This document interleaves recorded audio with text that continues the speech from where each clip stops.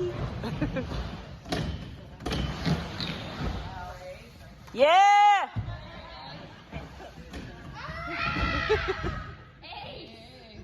You good? She's like, I'm gone now.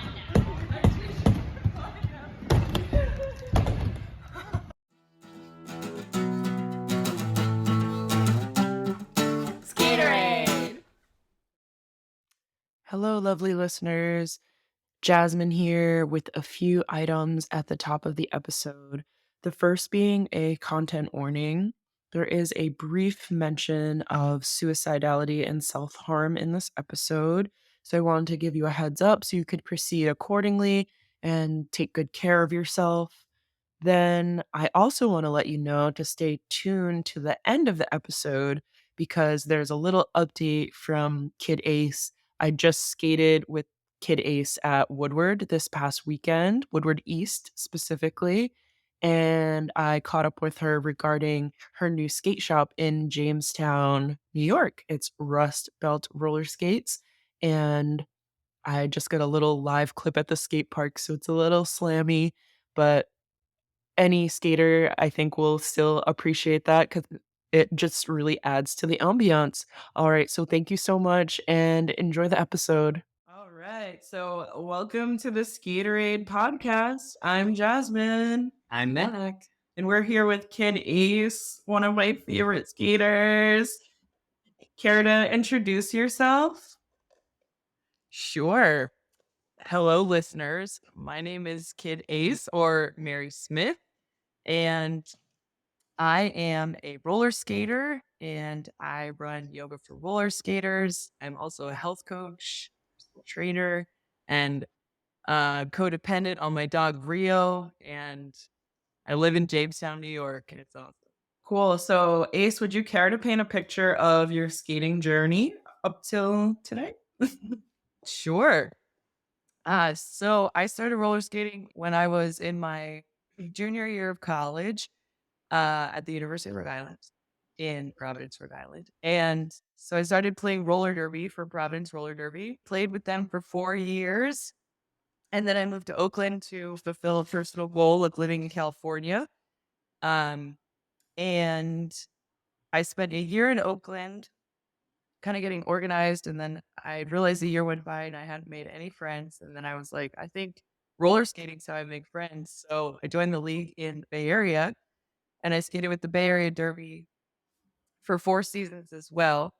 And it was during that time I was teaching yoga and I was managing a yoga studio, but I also got a knee injury playing roller derby, and it was during that injury and that recovery that I got really interested in strength training and personal training. And I actually started pursuing physical therapy. And long story short, that didn't work out.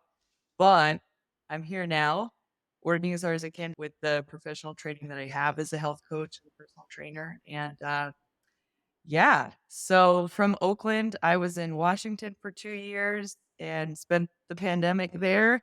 And then now I'm in Jamestown, New York. I've been here for almost a year, and I've been coaching a lot of roller skating, a lot of park skating, in Ohio, Pennsylvania, around New York. And this year I became an international roller skate coach. I got to go to Montreal. Thank you so much, Low Life Skate Shop. And yeah, here we are now. Yeah, so you've had quite a storied roller skate career. I think it's super cool to have you here with us today because you and Matt have a lot of parallels in your derby journeys. They both started out in smaller leagues and moved on to bigger ones. Okay, yeah. So for you, Ace, going from something like Providence to the Bay Area, what was that transition like for you? Both kind of in terms of like maybe the style of play, right? Because Bay Area was like a D1 heavy hitter back in the day. And then also just kind of like in terms of the teams, the culture, things like that. Yeah. Oh, I really like this question. Well, definitely the difference. Providence was probably maybe there was 3 divisions. We were like Division 2 or Division 3. I don't even know. It wasn't even really important at that point. But when I got to the Bay Area, all that stuff was really important. Rankings, they were Division 1. There was a lot of it was a higher level physically and like mentally of competition. So started training a lot more. There was more practices, but there was also a lot of off skates. And we did this thing called footage review, which was like Oh yeah. totally something, totally something we didn't do in Providence. And we would get together as a team and we would watch the games of our opponents. We would watch ourselves. We would analyze that footage and come up with ways to, pinpoint specific skaters or adjust our own gameplay. And I just thought that was one of the most amazing things we could do together as a team. But also, I think when you don't see yourself skate, you can think you're doing something when you're not, or you can think you're not doing something when you are. So it's like, you see it and you can't argue with it. So I appreciated that about Bay Area. It was like, it was very cut and dry. Things were very transparent during the time when I was skating. I know I was a brat because I was like in my mid 20s, but thanks to all those teammates for putting up with me. It was like the time of my life. But with that increase in gameplay and like all this like more physical activity, I ended up tearing my meniscus like in the first season I was playing for Bay Area. So that injury and recovery, getting back on the roster, all this, that was like such a special, extraordinary experience that like was life changing. But yeah, Yeah. The question that came to mind as you were saying all of that for me is, do you ever use footage when you're teaching park skating? all the time I am like constantly soliciting people who want to learn something, like send me your footage, like show me what you're doing first and like let's go from there. I think footage is like the most valuable tool we have. Uh, so I use it for myself to see where I'm at. I use it for others to like kind of figure out where they're at, and then it just feels more productive to start there. Yeah, totally. So I don't know if you don't really know this about me, but I also did some personal training for a while and then did a lot of derby coaching, also did some international stuff, derby specific. But it's also for me, it's always that thing where I'm like, get lower, everyone, and people are like, they think they're really low, and then I'm like, wait, but let me show you though. Let me film you for a minute. Like your butt is here, and I want it to be here. And it is. It's like it's like almost like proprioception and stuff. It's like you think you're doing the thing, but like more often than not, you're like not quite doing the thing. So I'm on that page with you. It's certainly around footage, definitely. Yeah, yeah, it's super valuable.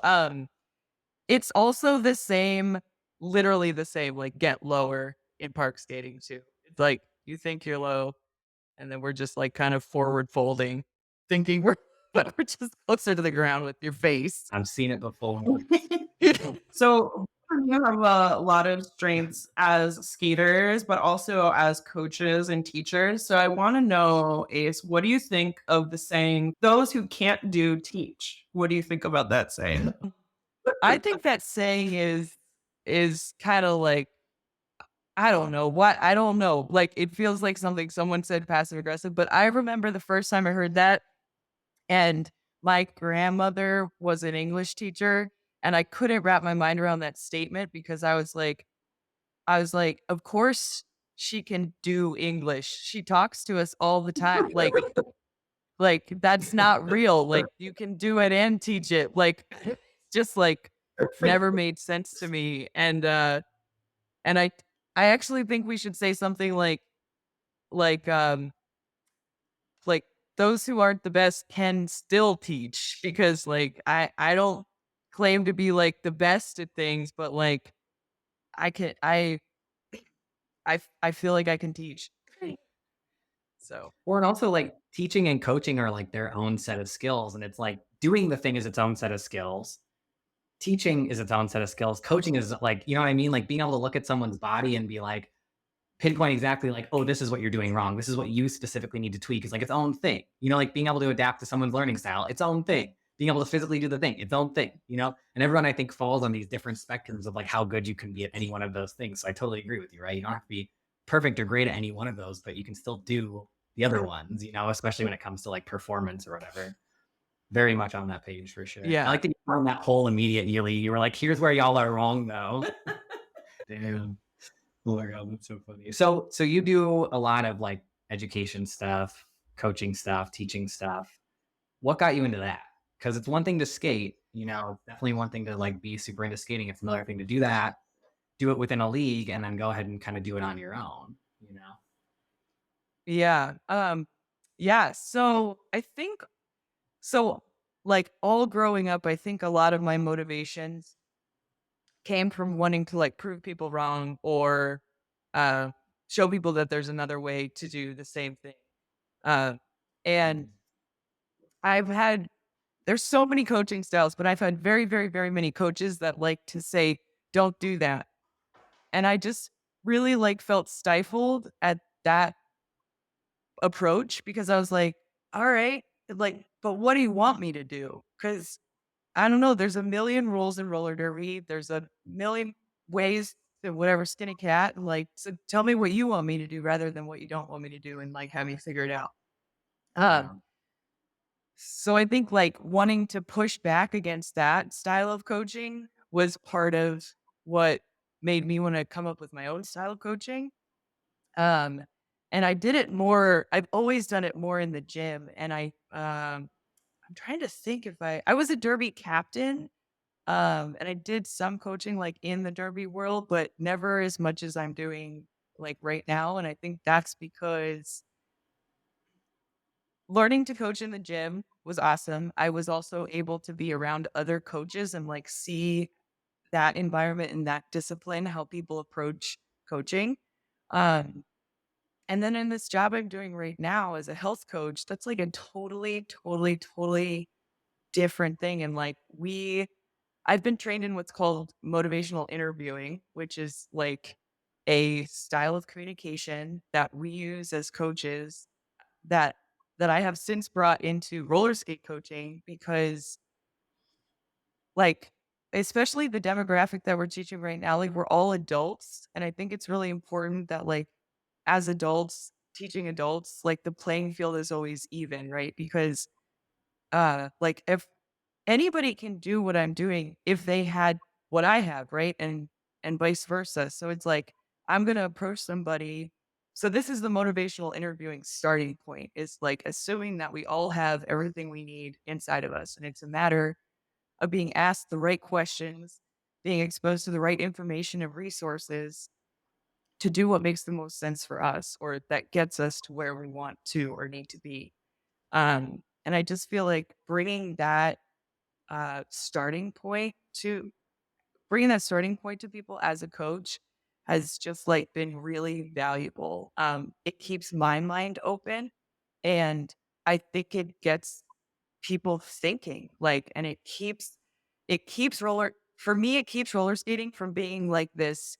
If you want to do a plate stall, you have to ABC. Like, because no, if you want to do a plate stall, you can just like huck your body on the coping and hope it sticks. Motivational interviewing is really cool. So I've been trained in that too, but for therapy stuff, because in therapy, like you can use it for folks who are struggling with like substance use or like things that like they might kind of want to change, but maybe they don't know how and they don't really have like kind of a sense of motivation for it, especially if that thing is like kind of making them feel better.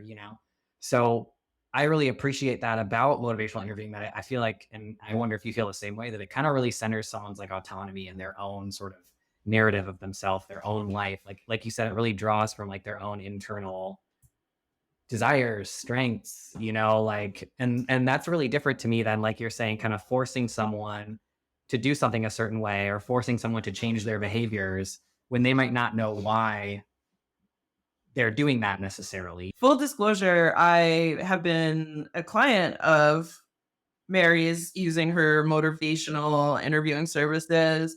And something that I think is really great that about you is that you skate hard and you seem to believe in a gentle approach at the same time. And how do you strike up a balance between pursuing an extreme sport and taking care? Yeah, that's a great question. I feel like that is a question I'm asking myself a lot of the time. Okay.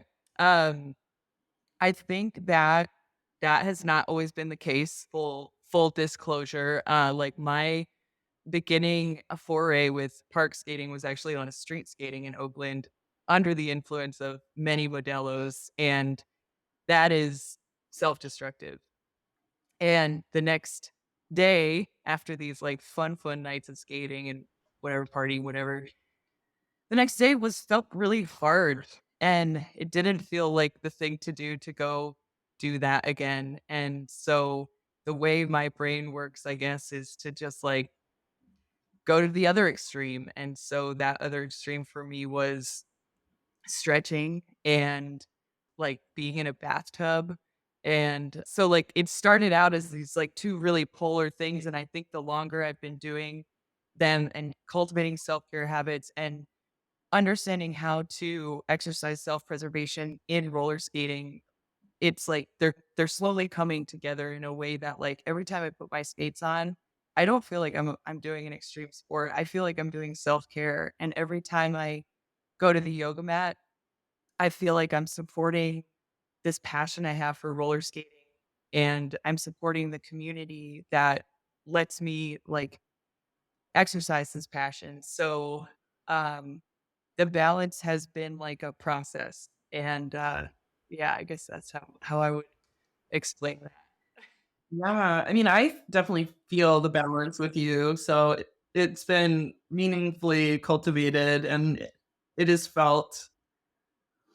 So also, you kind of, combined a lot of your skill sets. You've worked in yoga, exercise, wellness for over a decade. Can you tell us about your journey growing and evolving in these fields and kind of connecting the dots to where you are today? Yeah. Um, yeah, for sure. So I kind of mentioned this in the intro about like getting injured in roller derby and like that recovery process being really transformative in terms of like um starting to understand like where I felt like my skills and my like the things I wanted to do could like go together, right? Like being a career yoga teacher wasn't something I wanted to do.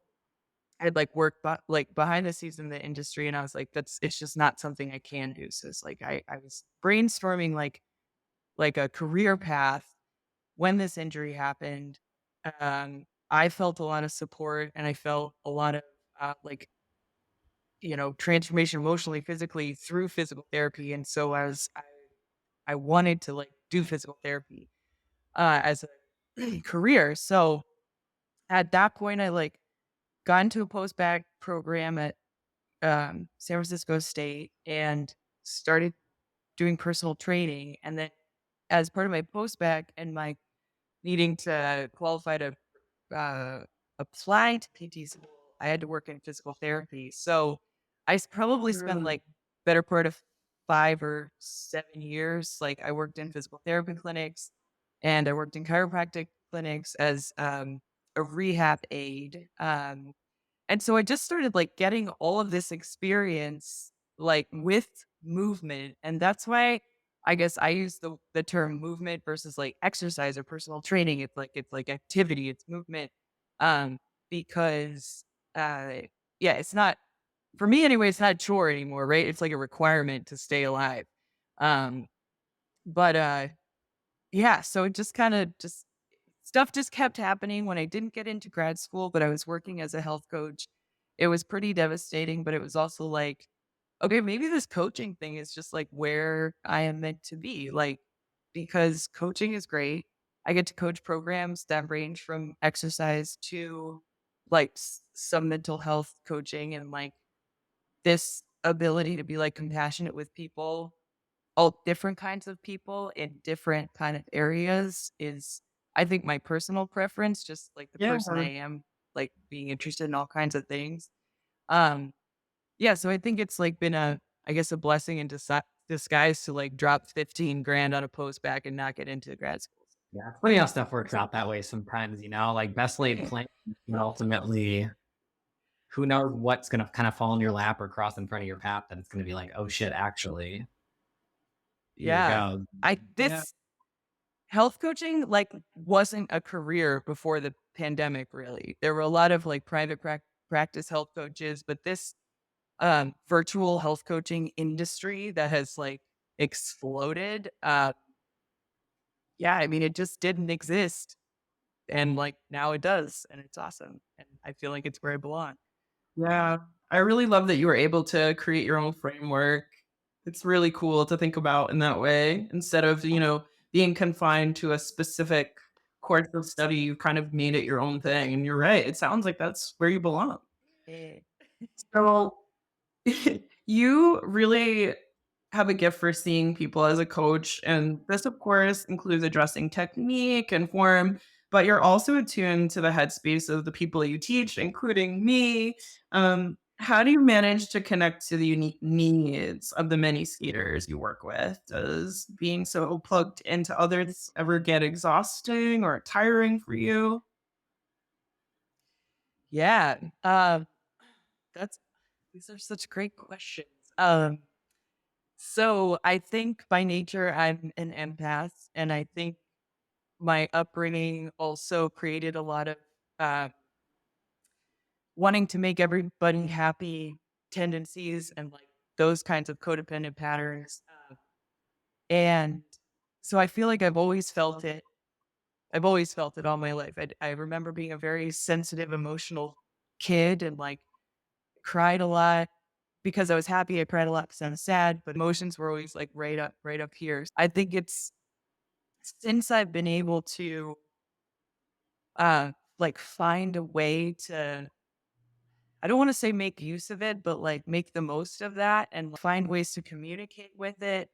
It's it's made it easier to like be this kind of person. I know that the other side of the coin for like empaths can be um it can be overwhelmed, and like I've been in that place a lot too. And I guess at the end of the day I just like try to remind myself that like I have to do a lot of intentional work reminding myself of my values, my place in the universe, and the fact that like we're separate, but we're all the same. Um, if that makes sense. Yeah, really. Yeah, it sounds like there's almost a little bit of like a spiritual lens too that you apply to some of this for yourselves. Well, yeah, totally. And I think if you're to, I feel like I'm lucky enough to be talking to you two who just kind of understand this kind of thing, but to try to say something like that to maybe a stranger or someone who's not very spiritual, like that's hard because there's this like leap of faith, if you want to say, or this like suspension of disbelief that's required to like connect to yourself. You like can't see the stuff that you're connecting to. So yeah, totally. It's totally spiritual. Yeah. I feel that. I kind of just feel like too, like even in therapy work, I think there can be this divide where some people in the field are kind of like you leave religion out of it, but for me, it's like not really about religion. It's about like how do people connect to a sense of meaning, and we need that. Like as human beings, we need to have a sense of purpose, a sense of meaning, and like it's so easy to feel really powerless in the world or to feel like you can't do anything. I think because it's just easy to feel small as a human being. So like sometimes plugging into something kind of beyond yourself, whatever you need that to be, whatever that looks like, whether it takes on a religious connotation or not, can be really important. So it can be nice. And I think there are ways to sort of talk about those things without also like, I don't know, like impinging on people's, ways of thinking or in ways where you're sort of being overly dogmatic about it or anything like that. But I think it is important, especially if you're doing like health coaching and stuff. I'm sure you kind of understand that too, and talking to clients about the ways they find meaning in their life, whatever that might look like. Yeah, yeah. And like I'm one of those people. You cannot. I mean, you can, but I don't hear much in terms of religion. Like that's not where my belief system is, and I respect it for sure. But I think that's why it's been such a pursuit of mine, and I've discovered what I'm attracted to in terms of spirituality because like I do think it's like a universal thing, and there's got to be a way for all of us to like accept that about one another. Yeah. Yeah. Yeah. Definitely. I feel like there's also like a little bit of spirituality tied into yoga. Maybe not like all factions of yoga. I don't know if factions is the right word, probably not. It's just what came to mind. all you Regimes. you know what I'm saying? I don't know. Wow, pardon my language. No, I love it. But I feel like, there's some folks with yoga and meditation, that really take that to a spiritual place. And there's some people that are doing yoga as like athletes who maybe don't connect to that level of, however they're sort of choosing to be with themselves. But I am a little bit curious about your sort of personal practice. It sounds like there's a little bit of a spiritual piece, a mindfulness piece for you, if not a lot of that. How do you kind of find a balance between the very like physical, practical aspects of yoga and the more maybe spiritual, internal aspects of it?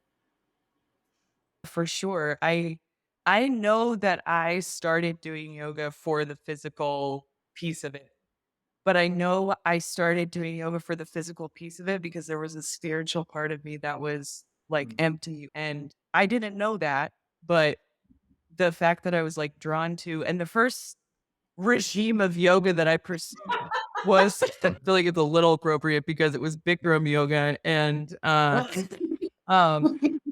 um, like, you're just gonna keep barfing on this. So it was Bikram yoga in Fort Lauderdale, Florida, and I was living there for the summer. Yeah, totally. I Max was living hiding. in Fort Lauderdale. I'm afraid. I was living in Fort Lauderdale for a summer and working at an Applebee's, and like if there's one thing that's gonna like help you see what's missing in your life, it's being a waitress at Applebee's in Fort Lauderdale. And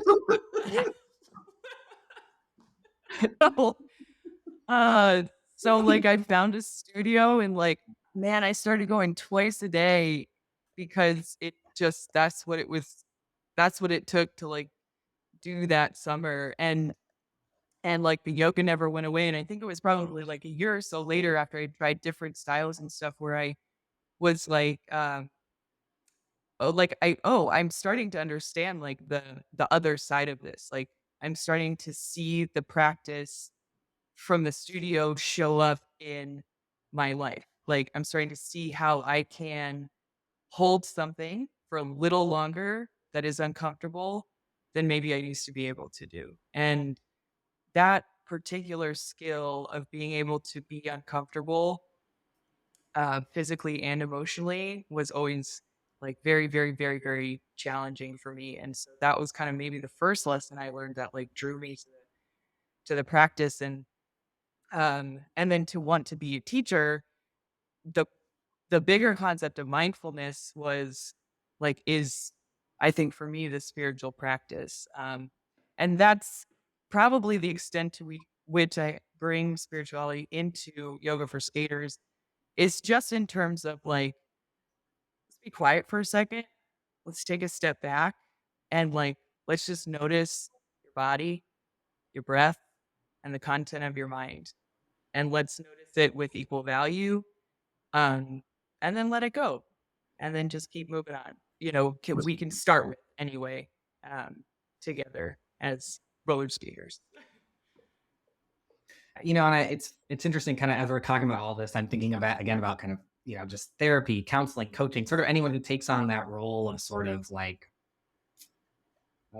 guiding someone through some kind of a process, and I think like the more that we can kind of incorporate all these things, the more that we can kind of do this thing where what I like to think of as like it's me like holding space, right? And then sort of being like you can fill up this space if you want to, like whatever you want to the people that I'm working with, and allowing them a lot of choice in doing that. And I have to imagine there are a lot of people that you work with, especially maybe for yoga, for skaters, but I'm sure with the health coaching too, where it's like they also maybe are feeling some of the ways that you have felt before around like there's this piece of me that is maybe missing, or there's something in me like searching for something, but I'm not really sure what it is. Do you find yourself kind of in those processes with people as well? Even just as maybe like a skate coach? Yeah, yeah, for sure. And I think that ability to like identify or relate is huge too. And it's really hard. Like when I first started the health coaching, I had a lot of women in their like late 30s through their 60s in a weight loss program. And like those first few months working that program was like seeing my adolescence like right up close again. And like it was just like shocking to kind of realize like, oh my God, like there's like two generations of women who have this we have this like we have this psychosis around food and like and we're that's why we're here and then being at the company that I'm at, what we're advised to do is offer people in these physical health programs complementary emotional health programs. So Mm. we offer people in a weight loss program like a stress management program or a resilience program so that you can learn how to deal with those thoughts of guilt or restriction or what or like bad and good food so you can deal with that right, in your container, as well Mhm. as, like, I'm gonna start eating more protein and less sugar. So, kind of looping back to yoga for skaters a bit, your programs or your series that you put together for different goals in skating through yoga, what goes into designing one of those series? Yeah. Okay, so I guess there's 2 things going on with yoga for skaters, and this is a testament to my lack of time for branding.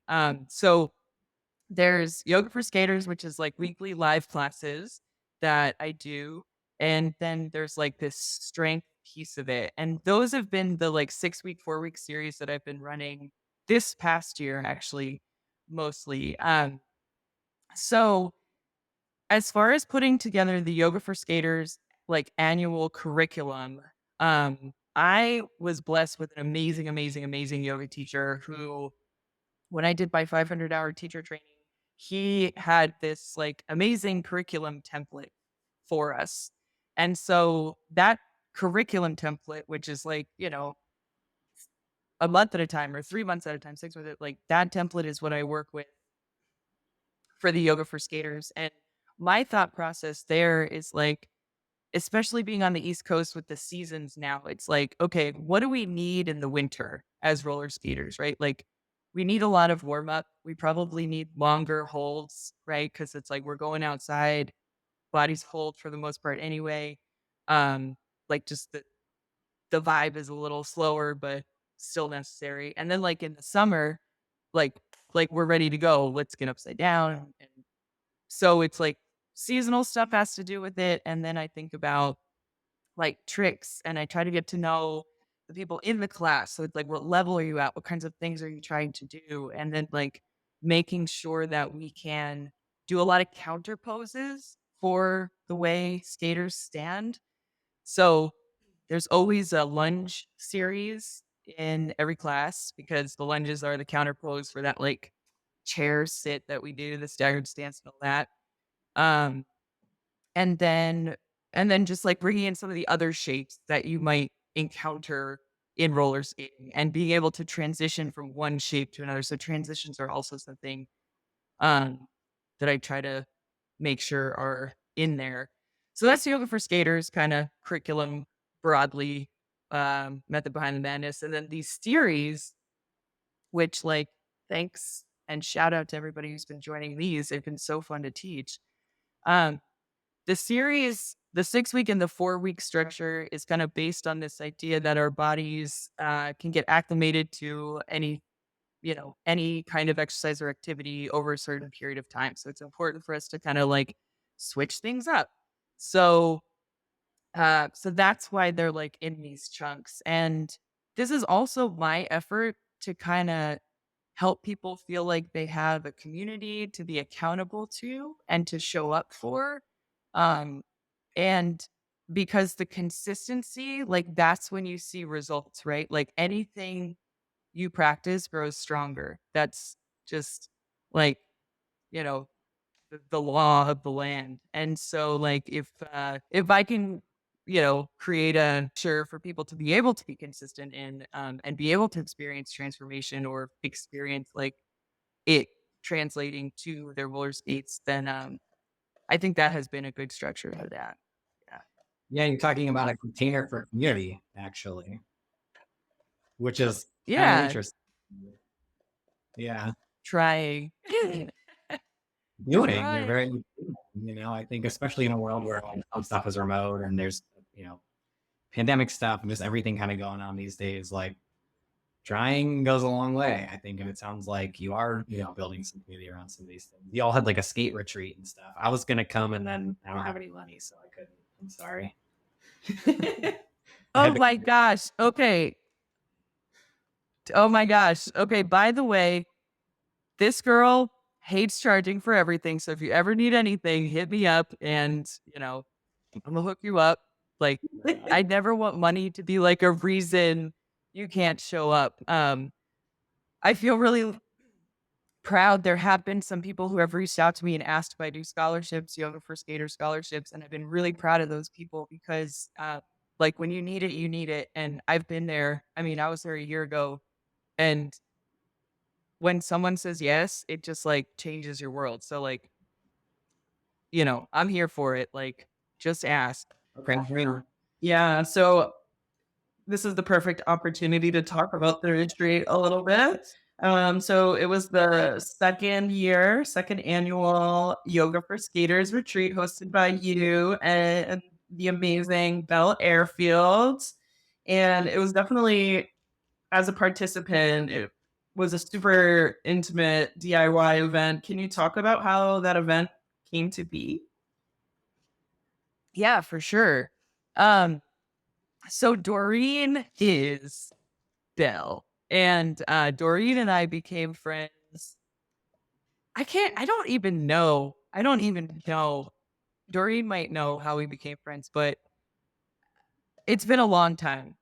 Doreen's like in the Boston area. I was in Providence, so like there was that connection, but like it's been I don't know how long. Well, I guess it was during the pandemic. Like she just pitched it. She was like, "If you ever want to come to my house, I have a ramp and I have a yard." And I was like, "Do you want to do a retreat?" And it was like just like a kind of like casual back and forth thing. And she was like, "Yeah, let's do it." And I like wrangled the New York City homies because those kids are down for anything. And like as long Oh, as yeah. like that crew's as long as that crew's there, like, it's gonna be a good time. So like they came and the first year was great. And I so the way in which I decided to put that together, or the structure I created around it, was based on yoga retreats that I worked at. So I have always been that person with not enough money to do the thing. And one of the yoga teachers that I had used to run a retreat. And this one year, like he knew what my situation was. And he was like, "Hey, do you want to come and work in the kitchen and like do the yoga retreat?" And I was like, "Yes." So I got to do that for a few years. So I feel like I had this like kind of structure or whatever experience to kind of put together. But what's really nice about Stretch and Skate is that we do yoga, but we also roller skate, which is just awesome. And it's like this day where my dream of everybody warming up before they put their skates on comes true. And it's wonderful. Yeah, it was That's how such I a came to cool be. event and such a beautiful setting. There were goats. The mini ramp was in a barn, and Doreen, aka Belle's husband, built the ramp, and it's the nicest ramp ever. It's so smooth. Yeah, they did a really good job. They did a really good job. And I appreciate you like acknowledging the DIY like feel of it, because it definitely is, and that's definitely like how I want it to feel, and it's how Doreen wants it to feel, because that's like how we are. Doreen is like one of the most accommodating, hospitable, like lovely people in the world, and so it's just like I feel really lucky to get to work next to her, like put something like this on like annually now. Yeah, I can definitely attest to her kindness and openness. I was so sun drunk by the end of it, I guess, that I found a dried up cicada and I tried to give it to her. I was like, "Look at this cicada that I found." She she was upstairs in her beautiful colonial home, And I'm like, Belle, I have something for you. And I love this story. she she came down the winding staircase, and I have the dried up cicada in my hands. And I say to her, "Oh, I found the cicada. Do you want it?" She's like, "It's beautiful, but no."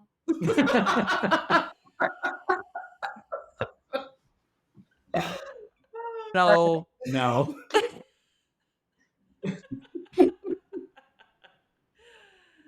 Yeah. So from the 2 years of doing the retreat, what are some things that you've learned along the way? What are some new things that you might want to try in the future? Did anything surprise you from the skaters?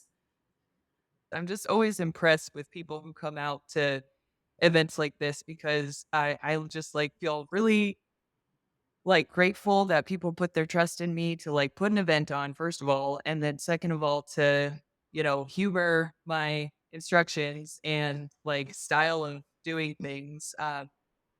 But yeah, I'm always impressed by the skaters. I think what I've learned from these 2 years is that um we it's not quite, maybe it's 36 hours. I don't know. It's not a full 2 days, but I think what I've learned is that I'd really like it to be a little bit longer, like 2 nights.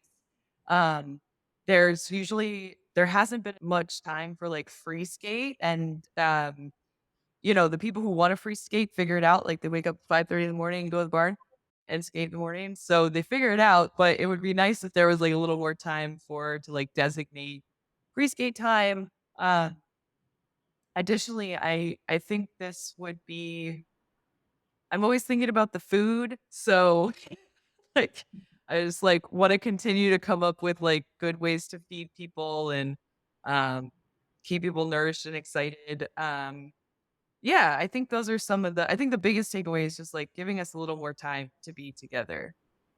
Yeah, Yeah. Yeah. That's beautiful. it's a special event. It really is. Yeah. You're looking to do more in the future, I would assume. Yeah, I mean, I would love for this to be at least annual. I would love to take that show on the road. I think ultimately it would be so awesome to like buy my own property and be able to like run it out of my own deal. So this life is extraordinary and you never, ever, ever know. So I think as long as you can put it out there, like it's entirely possible. So one of the unexpected bonuses of going to the retreat this year is that we had a special guest named Rio. And you two have a really special relationship. Can you talk a little bit about how he came into your life and what your day-to-day with him is like?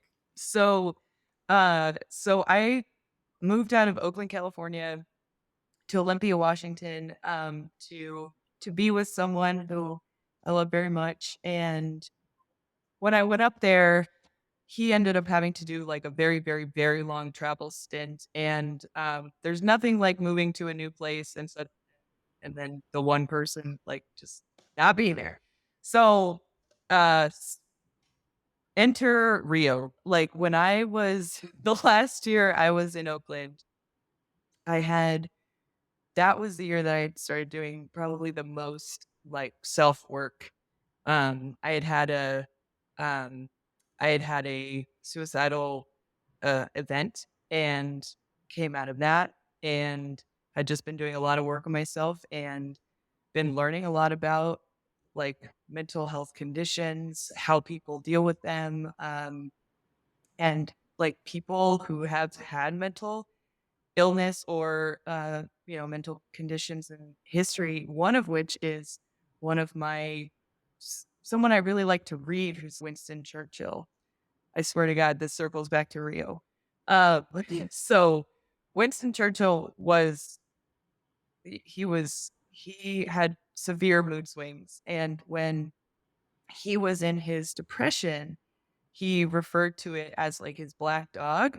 This is a story I read about Winston Churchill. So he referred to his depression as this like black dog, this thing that like he had with him all the time, but that like if he didn't have, um, you can't see the genius without the madness kind of thing. And Churchill was a really important thinker in his time. So anyway, that was just like a little nugget that I had. And before I left Oakland, my therapist there had mentioned to me, listen, if you feel like a support animal would be helpful at any time, even when you leave California, let me know. Cause I was like, there's no way I can have a dog in Oakland.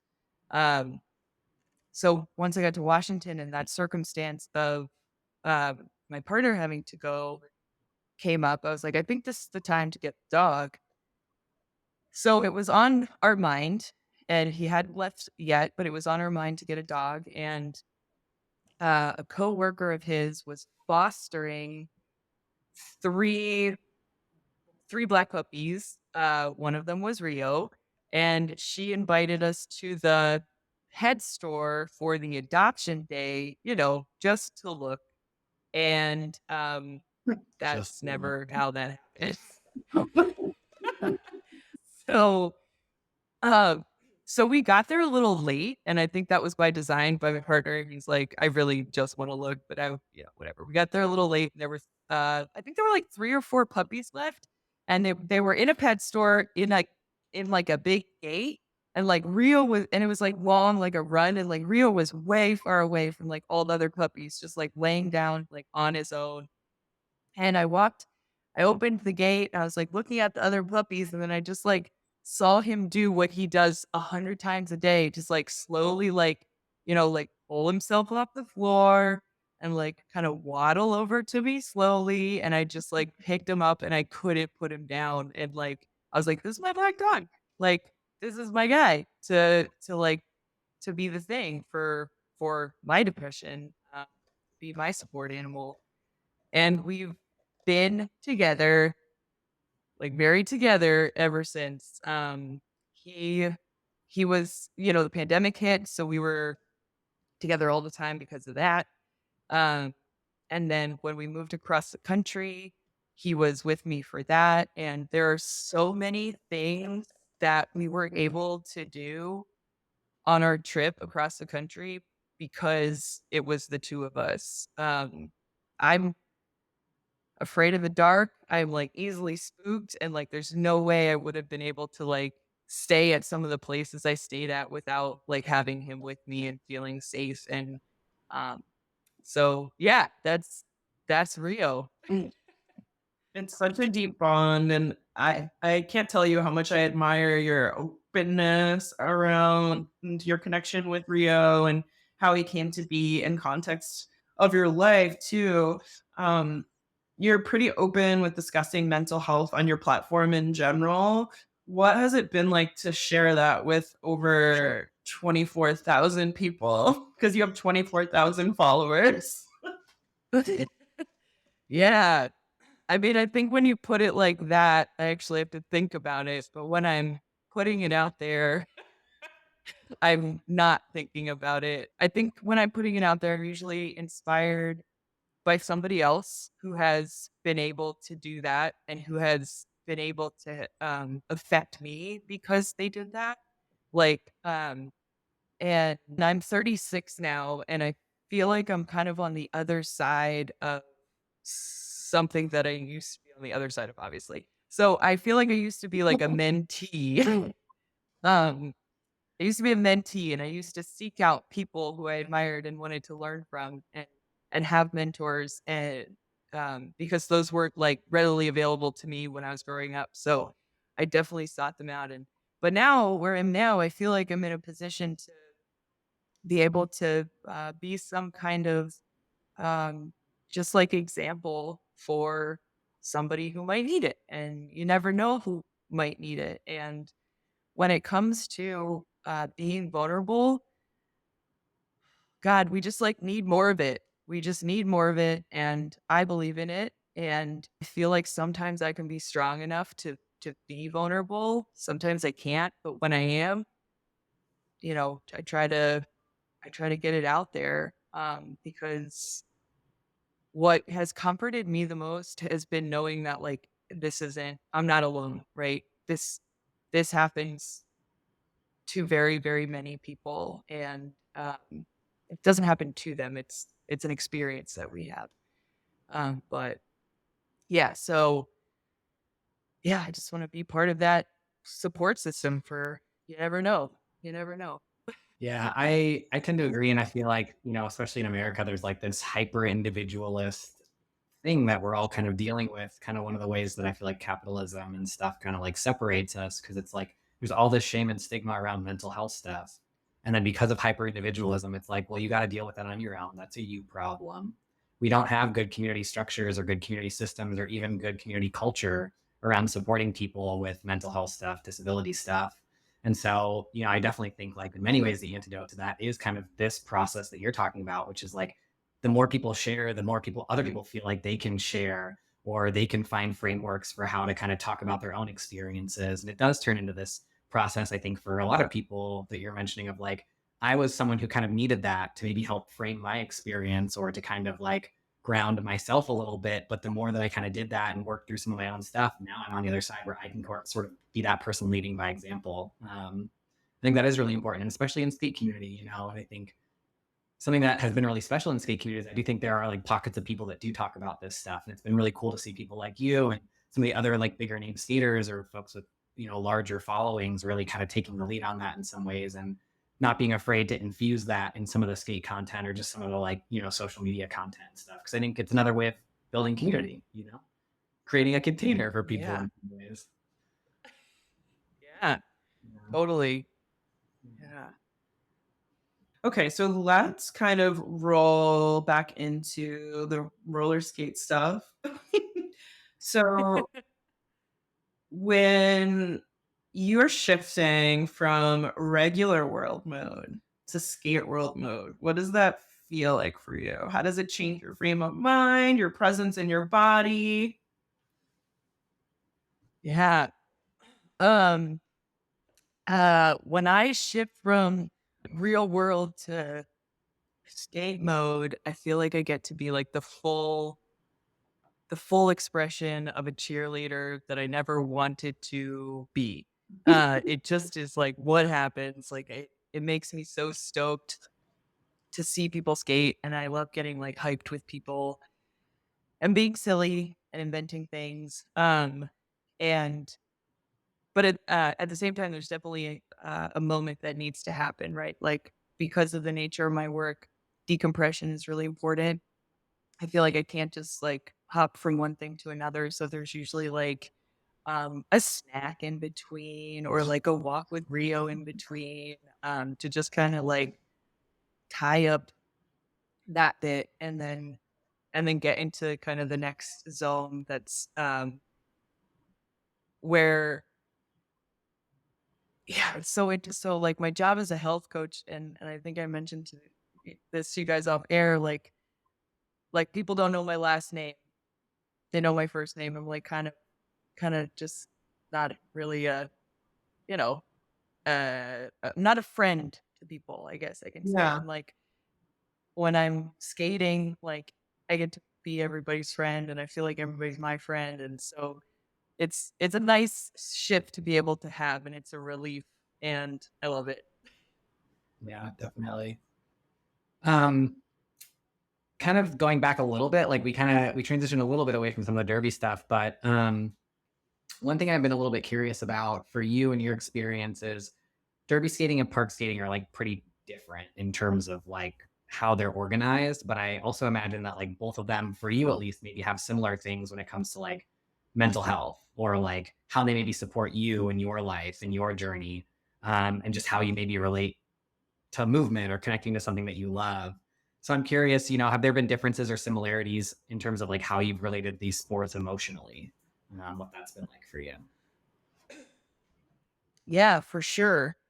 I think that I think that in my 20s when I was doing roller derby, I needed structure so bad, and roller derby was that for me. Like you had to show up for practice. Uh, I started working out off skates as like a survival technique because I wanted to like gain muscle and be stronger and bigger. So like I felt compelled to do that. And there was structure around that. And I think that now, having had that experience, but also being older and having had all my other experiences, I can actually overlay that structure onto park skating. And that's I it's not serious in terms of rankings and competitions and things like that, but it's like I know that I have to feed my body, I have to hydrate, I have to stretch, and I have to do some kind of off skates to be able to. And it is not that I want to be the best at park skating. It's that I want to enjoy it forever. I want to be able to always put my skates on and go to the park and enjoy it. Um, and I and by taking care of myself the way I took care of myself to be a competitor and a teammate feels very similar. Um, yeah. Yeah, definitely. It's interesting. Like, so my understanding is that like when you stepped away from derby, was it because of injury stuff or was it for other reasons? I wouldn't say it was because of injury. I would say it was because like the game was changing and it was like changing at a really fast like rate. Like the tripod had just come into play and like the game had been getting slower and slower over the seasons. And those changes just like lent the game to like what I started to see as like a different kind of player that I wasn't and that I wasn't interested in being. And Mm. um so it was just kind of a quit while you're ahead kind of thing. I will say there is one moment where I was like, I am all good with roller derby, and it was at it's not, what do they call it, semifinal? It wasn't. Oh my god, it wasn't nationals or champs. It was the one before that. It's not called regionals anymore. I'm spacing on the name. What is that? What is it Um, before champs? what?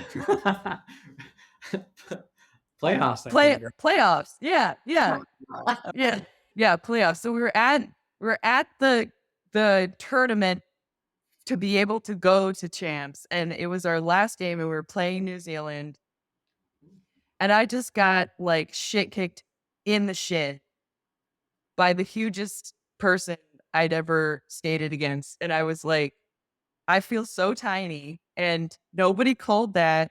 I'm gonna be done with this now. I can't get angry about this. I just like this is what it is. And I just guess I don't want to do it anymore. So that was kind of like if I had to say if there was a moment, that was the moment.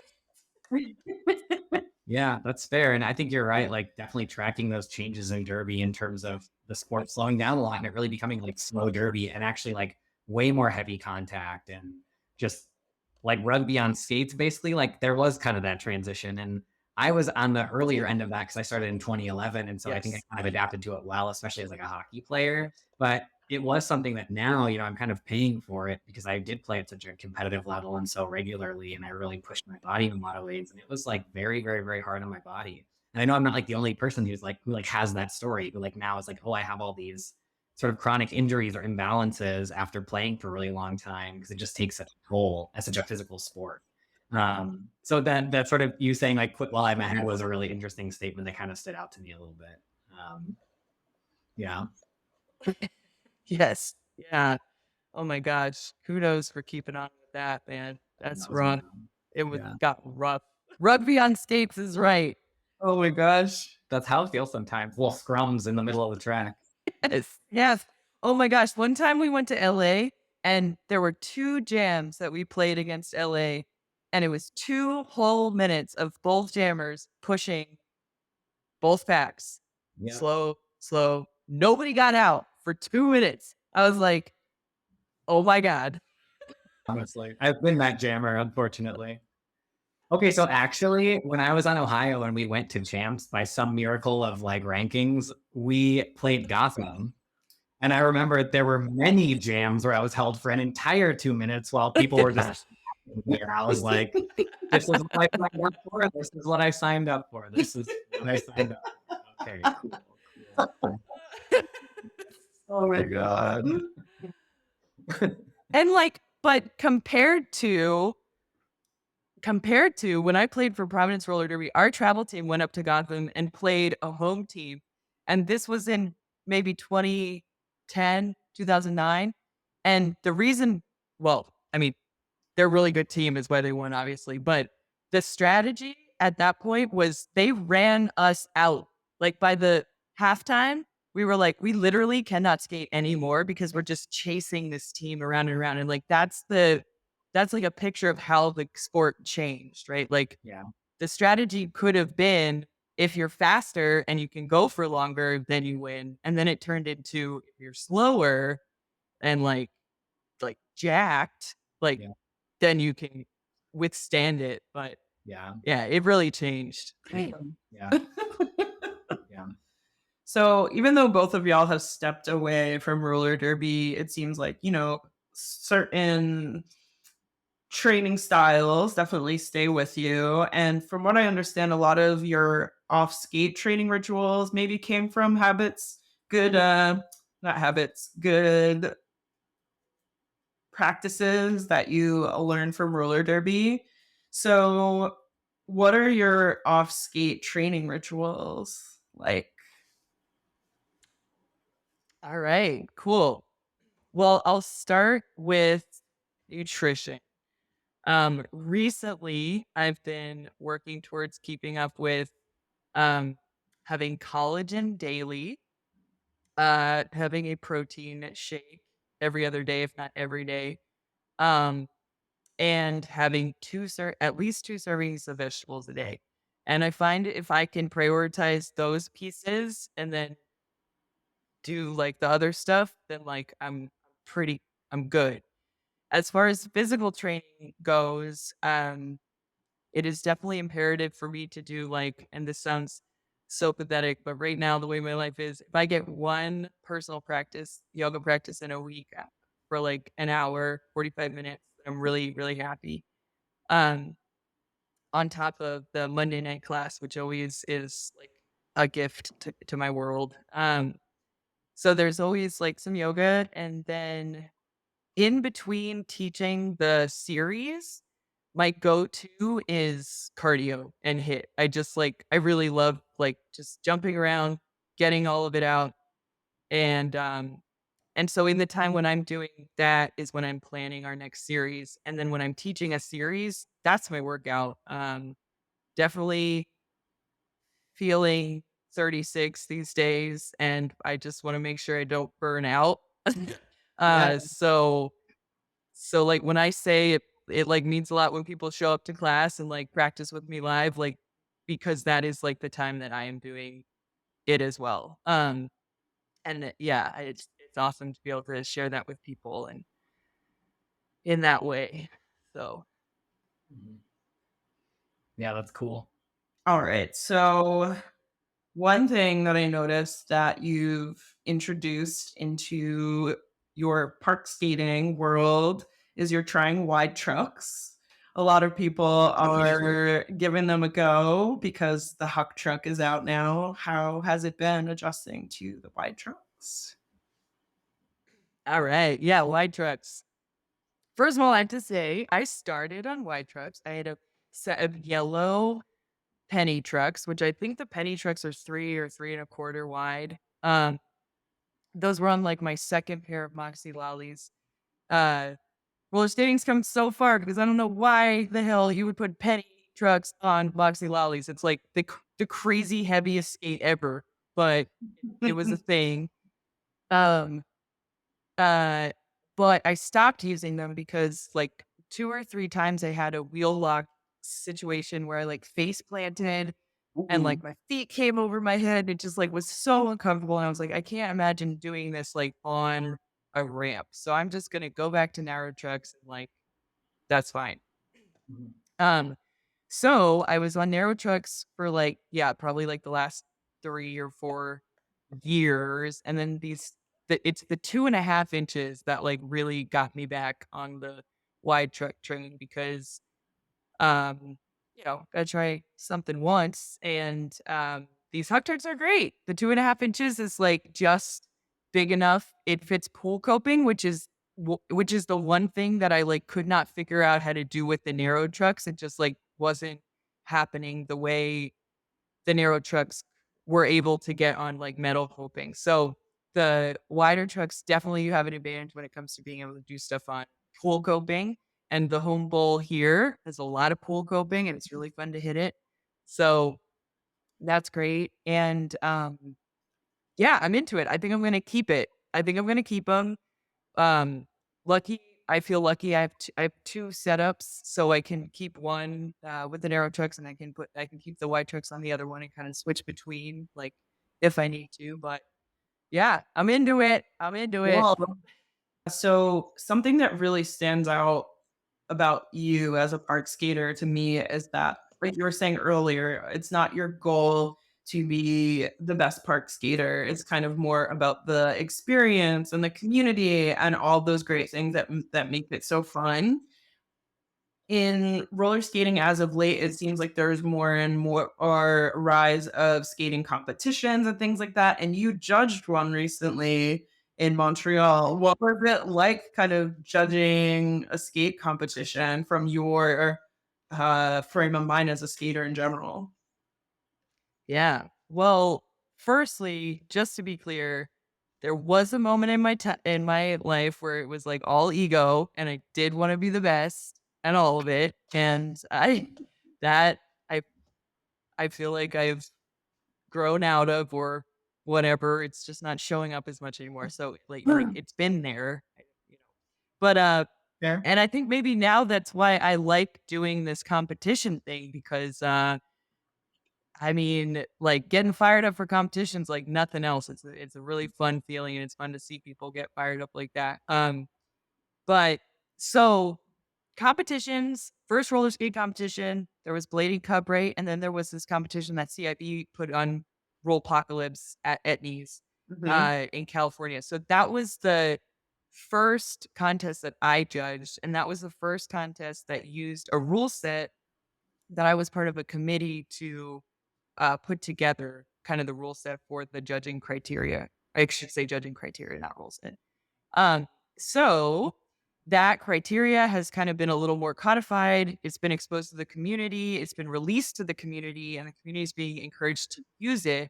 And so when I went to Montreal, that was why they asked me to come was to kind of bring that criteria, uh, talk to their judges, and then kind of execute in that way. So it was really fun. Montreal was really fun. That was like a street course. There was there was a steep, it was on a street. There was a steep bank that went to a bank to a pickup truck bed where there was a rainbow rail across the pickup truck bed.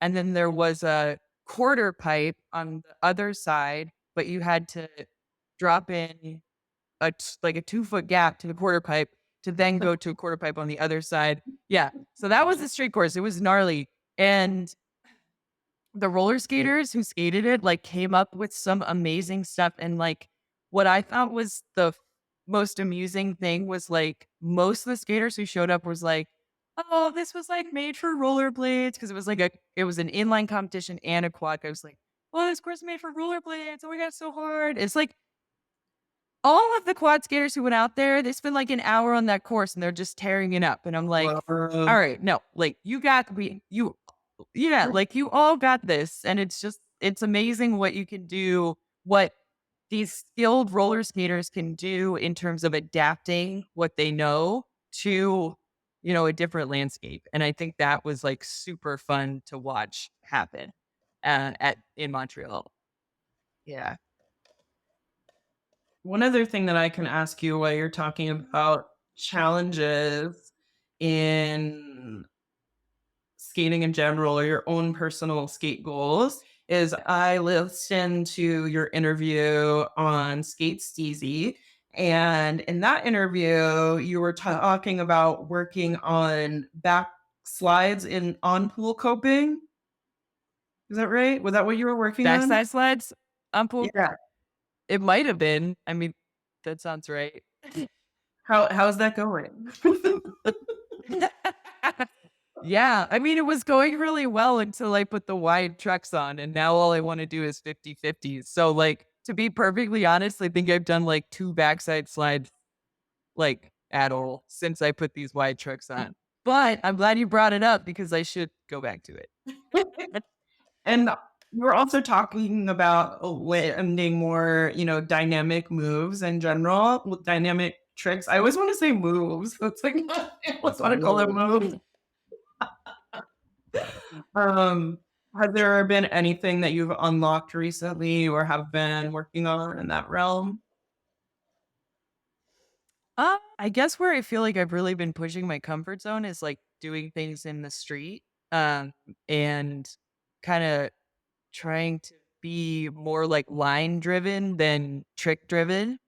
So being able to, like, put a line together, like, at least 2 or 3 tricks, at a time and, like, be fluid with it. And what I like about this pursuit is that, um, someone said this about this bowl I was at the other day, and I'm like, I feel like this is how all the bowls are. It's like, don't ride the bull, like, or yeah, like this bowl's gonna ride you. Like, just let it ride you. Just like let it do what it's gonna do with you.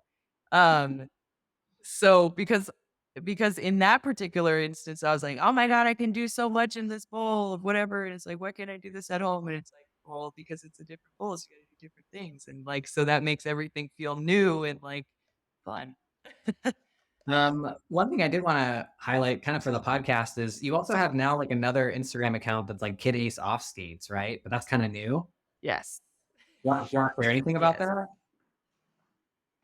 Yeah. So I started Kid Ace off skates because I've had a lot of inner turmoil about how to do on skates and off skates on the same Instagram page. I just think the amount of content that I've had to be coming up with over these past 3 years for off skates is is worth sharing and like kind of deserves its own space at this point. Especially because the individuals who are joining me for these series, we're on a Facebook group together, and so there's like that kind of bit of communication. But I also felt like having this separate Instagram account could really um kind of keep us a little bit closer as well, I guess, than just like the big kind of um Kid Ace page that is definitely like skate oriented. And I do want to share more about how I think about coaching. I want to share more about how I put coaching plans together and all that. So that's why I decided to start the Kid Ace off skate. That's cool. I kind of noticed and I was like, oh, this is a little bit newer. And it seems like it is very kind of more targeted and less like your account can be maybe a little more general where you are sharing some yoga stuff and some off skate stuff and all of that. So it seems like this was a much more specific account. So that's cool. Go follow the Yes. account, folks, if you want to see more of that Yeah. content. All right. Thank you. And that's really going to be super supportive to that close group of skaters that attend the yoga for skaters practices and go to the retreats. It's like a little family, and it's so cool that you've cultivated that. And so many people that I know in the New York skate scene just really rely on that class, and it means a lot to them. And there have been so many connections built through that class, and I think you should be really proud of that. Thank you. Thank you. I have to say it's definitely like one of these things that I didn't know was on the bucket list, but that like I am blown away that I pulled off.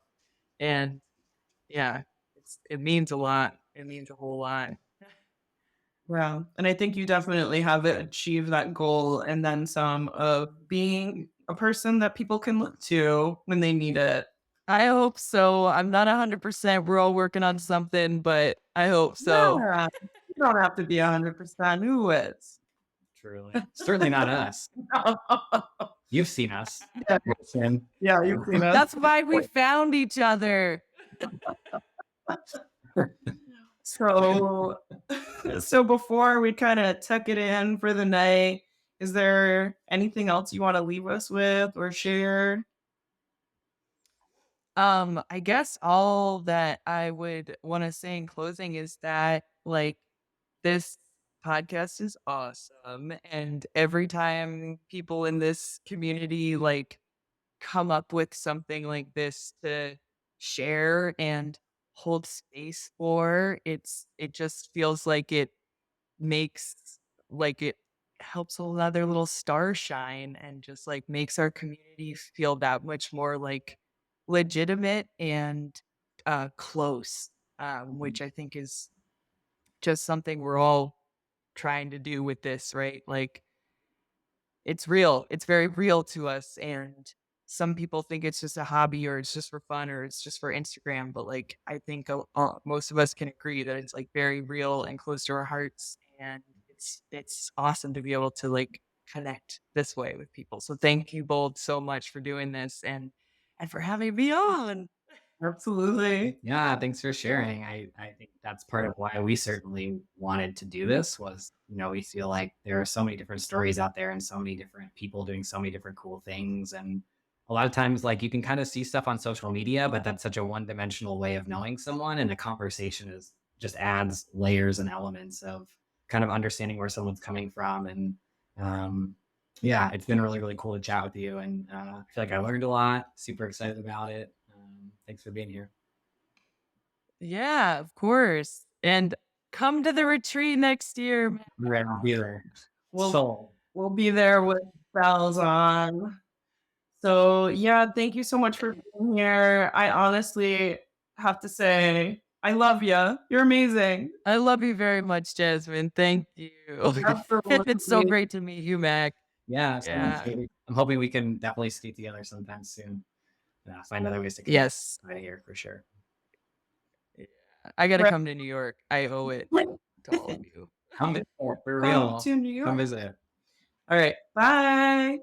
Bye. Bye.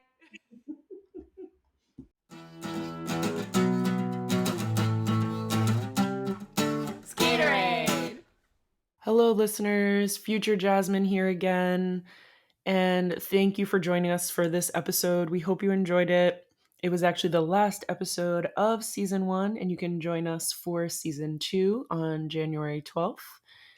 So, as promised, here is the update from Kid Ace talking about her new skate shop in Jamestown, New York. All right, enjoy and see you next time. Writing a postscript to our podcast to let you know that I've opened a roller skate shop called Rust Belt Roller Skates. It's inside of Jamestown Skate Products, so we're located in Jamestown, New York. In the same building as both of these skate shops is a skate park. And last year, I spent the better part of the year leading workshops out of that skate park, traveling around the region. And so this year, I've got the shop for you to make sure you've got everything you need.